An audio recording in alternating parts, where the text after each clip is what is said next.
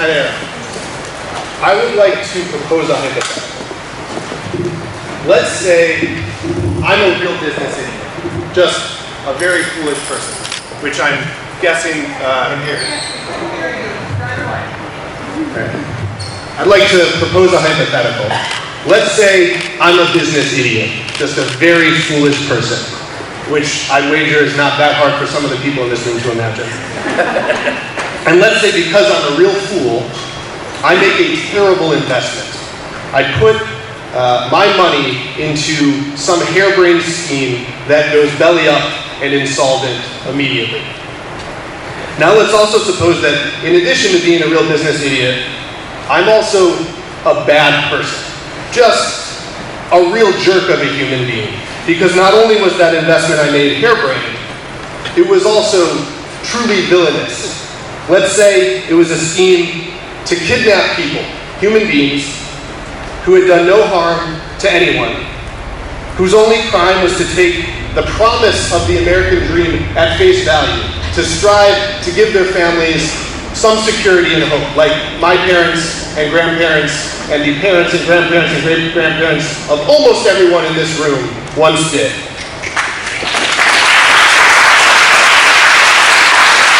And jerk that I am, I choose to put my money in a venture to rip those people away from their families, to shut them away in dreadful conditions without apparently access to adequate medical services and legal care.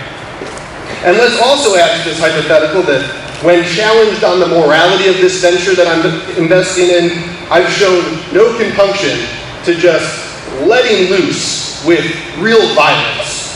Let's say I'm that much of an asshole. So here's the question. How much power, how many unabridged, unsupervised rights do you owe to me, the violence-prone jerk with zero business sense, to recover on my stupid and immoral investment?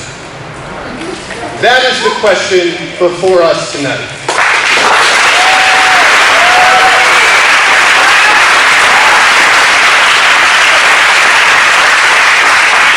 This forbearance agreement, written by UNB Bank, would strip away any oversight, any public accountability, any capacity to regulate this institution, an institution in which multiple inmates have died, an institution whose employees pepper sprayed me, a former Rhode Island state representative, along with so many of my friends in this audience, an institution that hired and presumably promoted to captain, a position with real serious authority, someone who, while on duty, would drive their 15,000-pound truck into a crowd of peaceful protesters.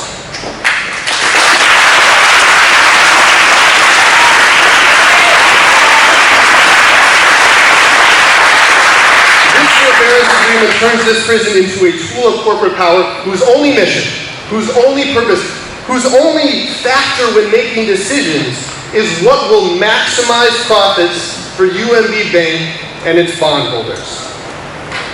As a society, as a community, as a state, we should not be deferring to that violent jerk of a failed investor from my opening scenario.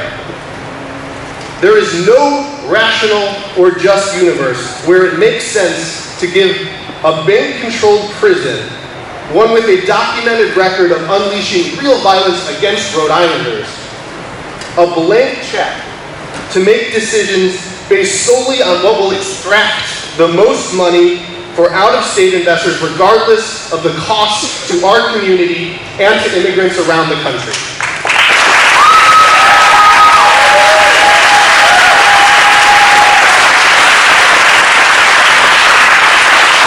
My father was born in Germany in 1930. He grew up in a world where the state committed violent act after violent act that never should have happened. And he grew up in a world where again and again his neighbors allowed that violence to happen. We are here tonight on Shabbat because UNB Bank's proposal is not just something that should never happen, is something that we, the people of Rhode Island, are actually not going to allow to happen.